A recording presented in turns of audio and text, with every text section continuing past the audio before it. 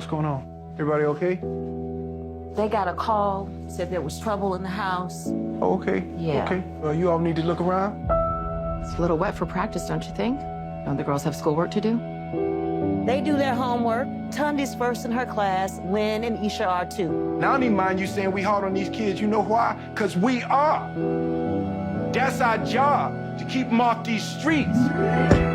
You want to check on the kids? Let's check on the kids. We got future doctors and lawyers, plus a couple tennis stars in this house. The chances of achieving the kind of success that you're talking about is just very, very unlikely. Okay, you making a mistake, but I'm gonna let you make it. Watch them hit a few balls. All right. So tell me your names again. I'm Venus. I'm Serena. So what'd you think? I wrote me a 78-page plan for their whole career before they was even born. Yeah, baby, yeah! These girls so great, how come I've never heard of them? They're from Compton. It's okay. They're just not used to seeing good-looking peoples like us. She's nervous. They can step up. Maybe she ought to take a few more steps up. Just get someplace safe. I think you might just have the next Michael Jordan. Oh, no, brother man. I got me the next, too. This next step you got to take. You're not gonna just be representing you. You're gonna be representing every little black girl on earth. They're not gonna let you down. How could you? This world ain't never had no respect for Richie Williams, but they gonna respect y'all.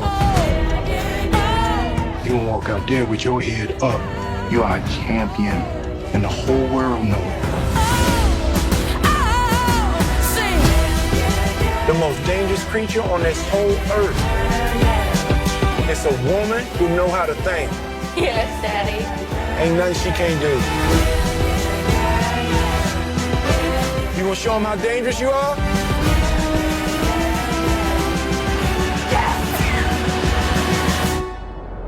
Venus and Serena gonna shake up this world. Venus Williams, who is your best friend? You, Daddy. Serena Williams, who is your best friend? Venus. Then you. That's Then you. After unbelievable. Venus. Hi, my name is Gil Robertson, president of the African American Film Critics Association. Today, we're more than thrilled to be talking with Africa favorite Aunjanue Ellis, who plays Oracene Williams in the new Warner Brothers film, King Richard. I'm gonna kick things off by introducing you to the African members who are part of the roundtable today, beginning with Katia Woods in Philadelphia, Kim Singleton in New York, Dana Abercrombie in New York, KB in Houston, Carolyn Hines in Toronto, Brandon Collins in New York, and Rhonda Rasha Penrice in Atlanta. We really have New York represented today. I didn't realize that. Anyway, I'm gonna let you guys do what you do so well, and I will see you on the other side. And we got Ty Cole also from New York. KB here with Through the Lens of Lady KB. Brilliant, brilliant performance. Can you talk a little bit about the professional challenges and rewards of really stepping into this transformation and becoming this brilliant, loving, hardworking, and talented Brandy Price? I was fortunate to have these recordings that Will Smith and Zach Balin, our writer, and Ray Green did, our director, did of Miss Oracene. And I'm a little nervous, y'all, I'm sorry. But anyway, so they did these wonderful recordings of her, extensive recordings of her. And so I studied that. I made it my breakfast in the morning and my nightcap at night.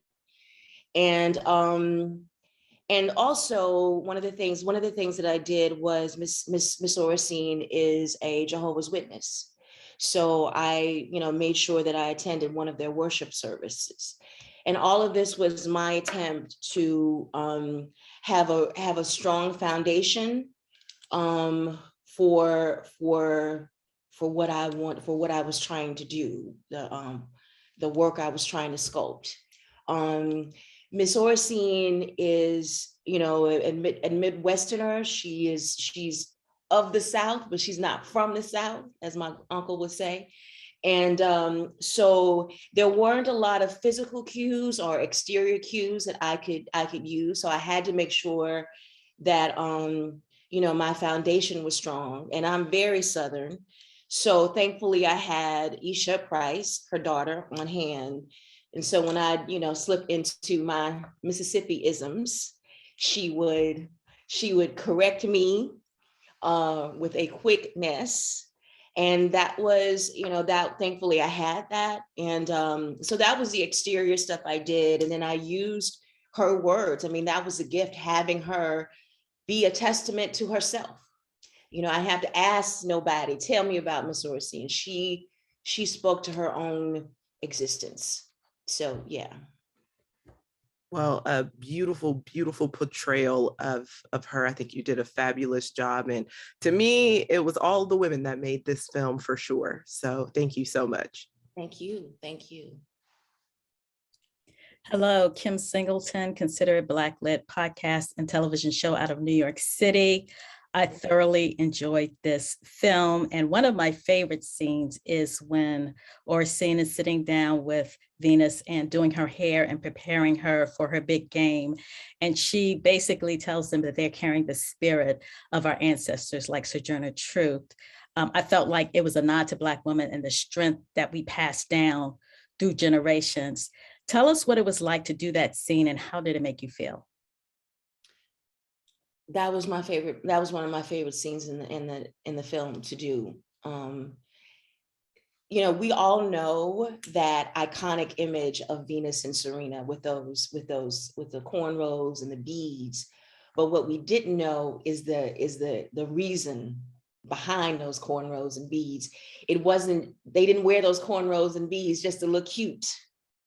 Their mother knew that she was putting her pups in a fire, that they were both little Daniel-ettes going in the lion's den.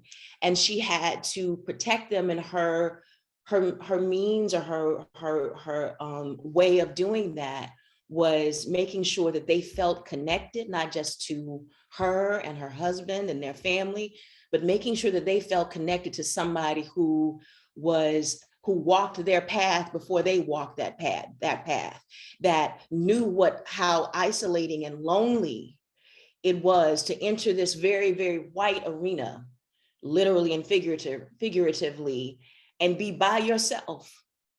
And she knew that she had to gird their loins, and that was her way to do it. I just, when I think about that, my heart just does this about this woman, that there was nothing random about what she did, that her mothering was intentional, and connecting her daughters to their beautiful ancestry was essential to that. Wow, thank you. Brilliant performance. Thank you very much. Thank you. Thank you. Hi, Brandon Collins from the Media and Popcorn Podcast. This movie was my favorite movie of last year, and you give a phenomenal performance in it. So first, kudos to you. I want to talk about the kitchen scene with Will.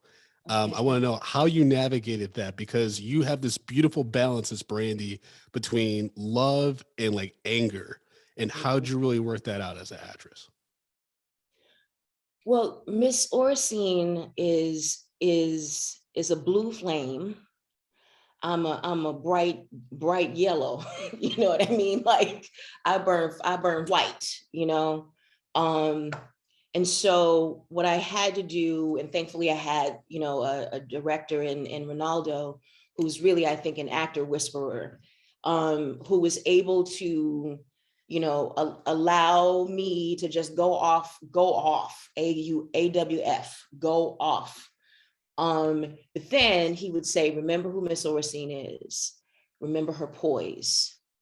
And so what I was able to do with that, wonderful direction on his part, was able to mold what comes natural to me in the face of rejection, in the face of marginalization, in the face of not getting credited, for things that, I know that, and I'm going to speak in very macro terms here, that Black women should be credited for. I know that rage, I know that anger.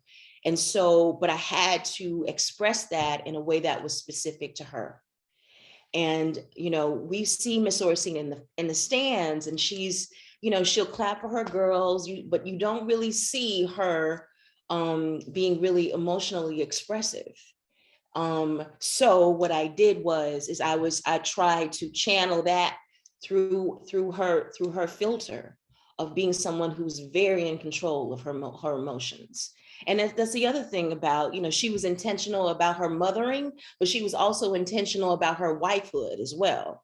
You know, that was one of the things that she said in the film. And I know from my experience and, you know, working on this, is that she was not, yes, she was Richard Williams' wife, but more than that, she was God's child. And that's how she carried herself through the world. So yeah, if that makes any sense. Thank you. And again, great job. You had me crying into my mask at the Thank you. Okay, thank you. Thank you. Hi, Kathy Woods Cup of Social. One of the things I loved about this movie, and I agree with KB, I feel like the women really carried the weight, is the scene when you go across the street and you check your neighbor. I felt like, you know, as a mom, I was like 100% go get her, you know what I mean? And I love that about you as an actress. You're not afraid to embody all of us as in Black women, our intelligence, our sass, our attitude, our anger. Who were you channeling in that moment as you were like, you done played with the wrong one? Myself. I was channeling myself. You know, of course, man, when you think about what this family went through, you know, that they didn't just have to fight the demons in the tennis world, but they had to fight people in their own neighborhood who they were just trying to raise their girls, you know, outside of tennis. They had other, you know, 3 other daughters who they raised beautifully as well.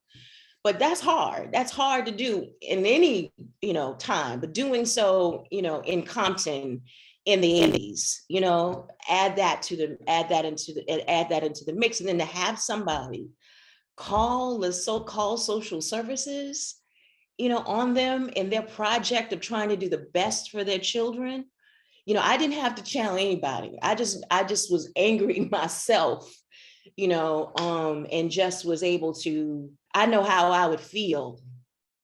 But, you know, of course, I was able to, you know, use you know, the words that I was, you know, given with the script and, you know, use what I understood about that family. But I didn't have to reach far. I don't think any woman would, you know. Well played and beautifully portrayed. Thank you so much. Thank you. Thank you. Hi, Carolyn First Here's What Happened in Carolyn Talks podcast. Excuse me. Thank you so much for taking the time to talk to us. I really enjoyed this film, and your performance to me made me think so much of my mothers and my aunts and my grandma and all of the grands that I grew up with. And one of the things that really strikes me about the story of the Williams family and the sisters is, for as previously mentioned, this film is very much about the women. So can you just tell me about yourself working with the actresses, Demi and Sania, and being a support for them? Because their mother was their support for them, even though the media doesn't really pay much attention to that. But you were there, and Orsine was there. And so, like, can you just speak about being there for the girls while they're performing and embodying these 2 girls that grew up to women that have such a massive cultural impact for young Black girls around the world? Yes, Sanaya, and Demi, these young women are brilliant actresses all by themselves. You know, they came to this with, you know, already, you know, a substantial resume. And then they are also just very, you know, brilliant actors. And so, you know, whatever support I offered them was just really, are you cold? Do you need a blanket? You know, like that kind of stuff. But I really didn't have to, you know, do a whole lot in terms of, you know, their work, because, you know, I think, you know, it's deceptive because you have Will Smith, right? And so you see these darling girls and you see them interact with him. And so it's deceptive. It's deceptive because you think that you're just witnessing these two young girls having a good time with Will Smith on screen, you know? But everybody can't do that. That's skill. It takes a skilled actor to relax and just be themselves. And that's what they were able to do. So they were able to relax, be themselves, be themselves through the characters that they were playing, and show joy, show happiness, show fear, show pride, all of that stuff that they were able to do. You know, these young women, of course, we were all there in support of them if they needed it, but they didn't need it. They didn't need it. These are talented young women. Great. Thank you so much. And great performance. Thank you so much. Thank you so much. Thank you. Hello, it's Tycho here with Your Voice Media. You did a phenomenal job. I mean, you always do in every project that you're in. My question for you is this. Now, there's a kitchen scene that we kind of discussed a little bit earlier with Will, where you say to his character, you just don't want to see me dreaming and believing. And then you followed up with, unlike you, I don't need the world to tell me that I'm great. And the reason I'm going to ask you this question, say this statement, is because my question for you was this. Many great actors have graced our screens, and sometimes they never really get their just due in terms of accolades and awards they rightfully deserve. Some would even say you are among the few who deserve even more recognition than what you get as well. What kind of recognition matters to you as an actor? The reality of my job, of my profession, is having my name and that comma and some more words after that name gets me jobs. That's just the reality. It gets me jobs. It gets me more money. It's just the reality. It's just the reality. I think that it is complicated by the fact that it's not just me. Of course, I hear what you're saying. I hear that often. I'm just, let's keep it real. I hear what you're saying. I hear that often. But I'm not to, this is certainly, I'm not trying to inflate myself in any sort of way, but the reality is that we come from a tradition in this country where, Black women particularly, but Black people and Black American people specifically, don't get acknowledged for their work. Don't get the awards that they, or whatever that is. It's a tradition in this country. It is what it is. And so, I have to look at it like that. You think about it, Mr. Portier, who just left us, the other day, he was incredible in the heat of the night, and he didn't get, awarded. And I'm not certainly not comparing myself to Sidney Poitier by any means. But what I'm saying about this is that's why it's so important that you guys are doing what you are doing, because, as Donald Lawrence says, sometimes you have to encourage yourself. And we have to support ourselves when God to say it, I have to say it like this, when, the white media or, these sort of white traditional awards don't acknowledge, Black folks, don't acknowledge us, don't acknowledge our work. So those are realities. And here's the thing, I live to make my sister proud of me. I lived to make my mother proud, and she's gone now. But I just want to make my family smile. And so if I had, and listen, they don't smile all the time. I don't have one of them families. It's like, girl, everything you do is great. They're not like that. They are hard to please. So when I make them proud, that really matters to me. Does that make sense? Did that make sense? It made complete sense. And I want to Yeah, let you know that yeah. you make us smile. You make me smile. So if that is an award in itself for you, then I'm here to award you that. Oh, thank you so much. Thank you very, very much. I feel it. I feel it. Thank you. Thank you. Thank you. Mhm. In Abercrombie, The Coalition. My question for you is extremely wonderful film, but I was wondering what scene, there was a lot of powerful ones, but which one would you say best describe Miss Aura's scene? I think the scene, I think the scene that we talked about it a little earlier, where she sat down with her daughters and you know, told them that they when they walk on that field or when they walk on that court, that they're not walking alone, and that they bring centuries of triumphant black womanhood with them. They're not bearing it, they bring it with them, so they're not alone. I think that kind of encapsulates her for me.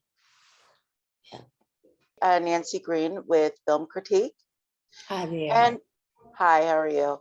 All right. Yeah, I think this is such an important film, such a beautiful film. And I wanted to know a little bit about dealing with PR for the movie, because there have been some things that I've heard, like some people were, it seemed ridiculous to me, but they were critical of the fact that the movie was more focused on Venus and Serena's father. And so I wanted to know, like, how have you all dealt with that, and how has the reception been overall?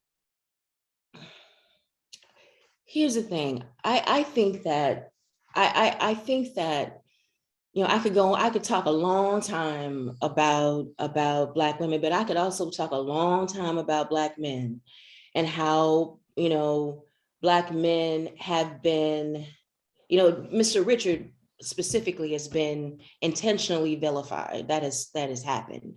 You know, in the way that people, when they didn't understand the sun, they made the sun an enemy or something to be afraid of, right? And this is what this man essentially represented, something that no one had ever seen before. He was a prophet, literally a prophet. He said, this is what my daughters are going to do.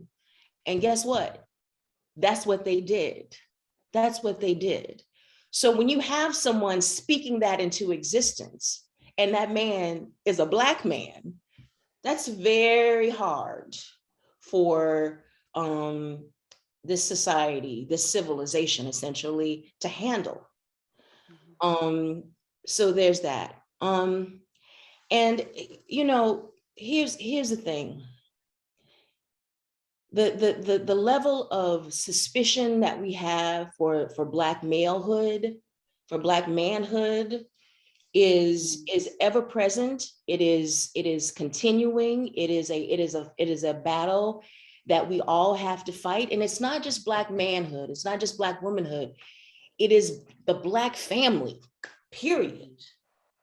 Because, you know, I've heard this time and time again in my, you know, interviews from Black people specifically, that they have not seen a portrayal of Black families like this on screen.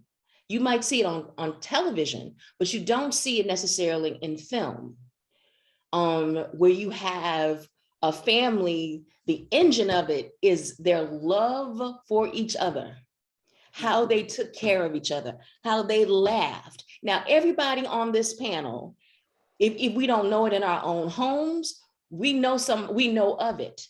It is not extraordinary, but it is rare to see. So when we, you know, Nikki Giovanni says that Black love is Black wealth. So the Williams family were rich before they won Wimbledon, you know? And I think it makes it, you know, I hate to say it like this, but racism makes that uncomfortable for people to see.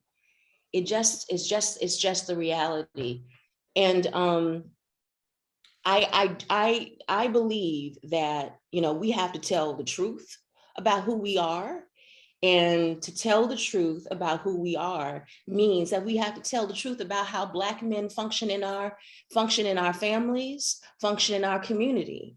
And what we see on television and what we see on the news is not representative, certainly of not all the men in my family, not all the men in my friends, not their fathers.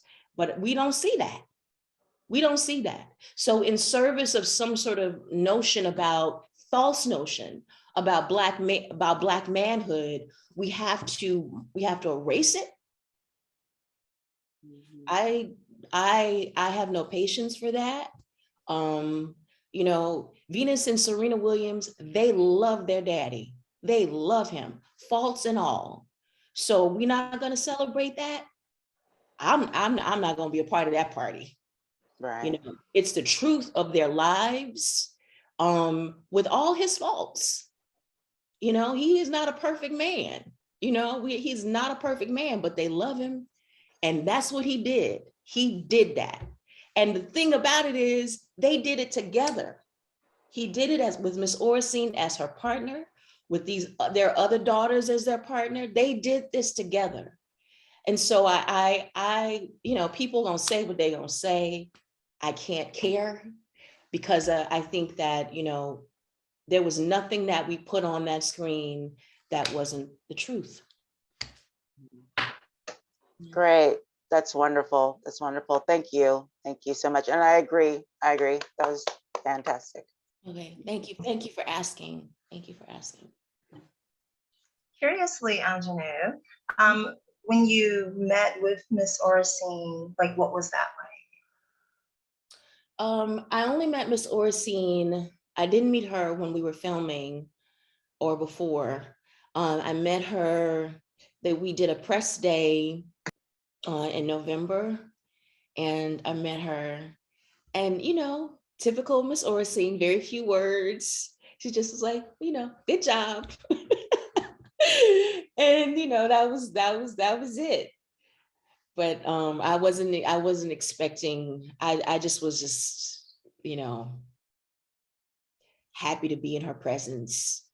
Yeah. I mean, you know, I think about this, and I've heard that she didn't come to the premiere of the film.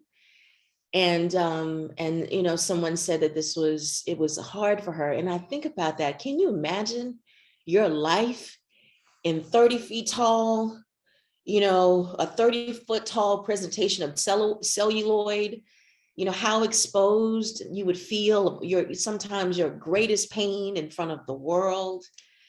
So you know, she was lovely to me. And, you know, those few minutes that I was with her, very, very generous. And Queen Oracene, that's all I got to say. Yeah. Well, thank you. Thank you. Thank you. Hi, Aunjanue, Carolyn again. So one of the things that I really cherish about this film is the fact that we are having a biopic about people who have made such an impact in the Black community and the world and the sporting world, and they're still alive. Usually when we have biopics, unfortunately, they're about people who have passed on. So for you as a performer, for you as a Black woman who had the opportunity, like for everyone here, to get to see Serena and Venus and Richard and Oracene make such a historical impact on the world while live. Like I grew up watching these tennis matches. I remember their first match with the White Bees, and they're here. So for you as a performer, what was it like seeing it live as it happened for all of these years, and then getting to be a part of their story on screen and telling the story the way they wanted it to be told? You know, though Venus and Serena are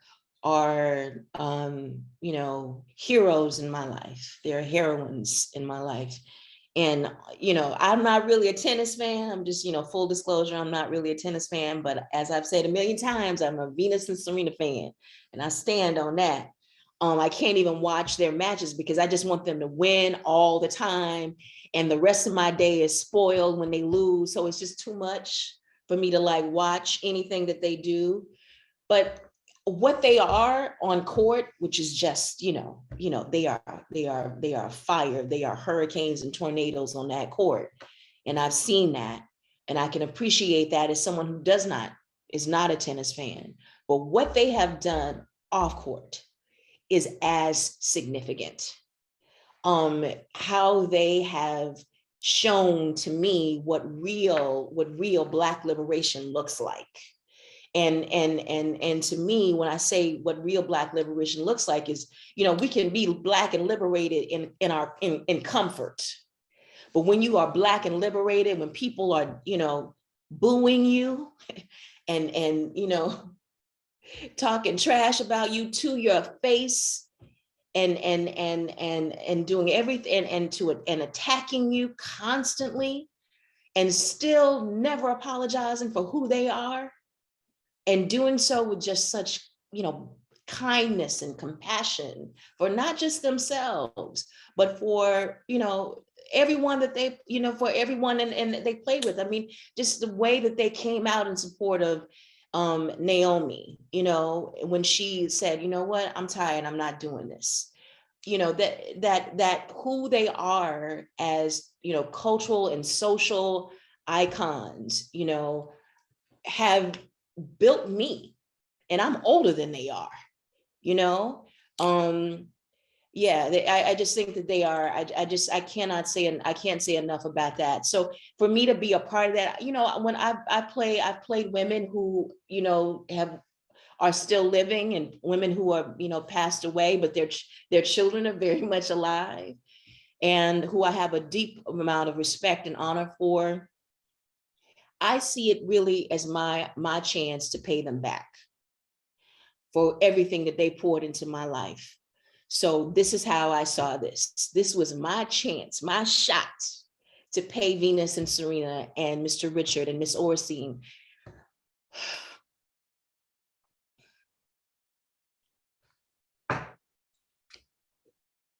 to pay them back for what they've done in my life, for what they've done for Black folks, period. How they made us feel so proud, made us feel so good, coming, Serena walking on that court with that cat suit, you know what I'm saying? And, getting all that, everybody coming at her because she was in her cat suit. And the fact that she did that because she almost died having a baby, I cannot say enough about these women. What they have meant for me, what they have meant for us as Black women, as Black people, is colossal. And so it was just my shot to say thank you. And I'm sorry, I've been crying so much these last few days. I don't know why I'm crying. I've been crying. Everything I've been doing, I've been crying. So forgive me. Nothing to apologize for. No, thank you so much. That was beautiful. And for me personally, I grew up watching these two dark-skinned Black girls play in a sport. Right. I was predominantly white. And so watching them break all of these barriers and getting to see the story from where they came up from, like we see the news, but then to see how it was at home for me, as seeing it was very much like my home situation, like parent dynamics and that kind of stuff means so much for me. And thank you so much for making the film and for your fantastic performance. Oh, thank you. I appreciate it. I appreciate it. Hi, Aunjanue. One of the many things that I was impressed with this film is the tennis playing of Sanaya and Demi, how they picked up on the style of tennis, even to the grunts of the Williams sisters. But there was a scene where you were out there coaching them. What kind of physical preparation did you have to do for those scenes? They had me in, I had to train for several weeks. I trained at least twice a week for several hours. And I mean, I went from not being able to do anything to actually being able to serve balls and get a ball across the court and, hit it back when it came to me. I was able to I got that level of proficiency, which ain't much, but, I got there. But, let's talk, Sanaya a little bit. Sanaya, I just found this out a couple of weeks ago, is left-handed. And so she had to learn how to play with her right hand. I didn't even know that. I mean, it's incredible what they did. Well, kudos to the trainers. Great job. Yes, yes, yes, indeed. Hi, Brandon Collins, the Media and Popcorn Podcast again.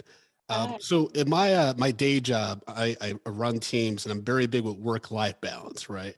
And I look at your filmography, you've had some heavy roles. Like you've got to go set, you got to bring it 120%, and you always do. But these are some heavy characters that you're playing. How do you find work-life balance as an actress and creative? You know, I have a blast at my job. I have a blast at my job. And I've been really lucky these last, 2 or 3 years that I've gotten to have a great time at work, a great time at work. So, I really have not, there are days where, it can be physically exhausting, but I don't feel that. I've been asked, especially, playing some of these women who are going through hell. What is that like? How do you decompress or whatever? And I don't have to, because I think that for me, it's why I do what I do. Let me tell you something. For me, the reason that I would have to decompress or go somewhere and, light a candle is if I were bored. And thankfully, playing Miss Orsine was not boring at all. It was a joy to do. It was a joy to go to work every day. So yeah, my work-life balance is really, I just have, thankfully, at least these last few years, I've had these great jobs, and they've just been a joy to do. That's great to hear. And also those other jobs made me cry as well. When they see us Lovecraft Country, you got to stop doing this to me, but thank you so much. No, don't say that. Don't say that. Cause I want to keep doing it. But Okay. thank you. Yep. Thank you. Aunjanue, thank you for your time today. Of course. On behalf of the world's largest group of Black film critics, we want to leave you with knowing that we love, enjoy, and respect your work. And we look forward to seeing you do what you do again very soon. I appreciate it. Absolutely. Thanks everyone for watching this episode of Africa Roundtables. Y'all take care. And Aunjanue, I would leave March 2nd open if I were you. Oh, okay. I would mark that on my calendar. All right. But Anyway. anyway, you'll know more next week. Okay, take care. Bye-bye.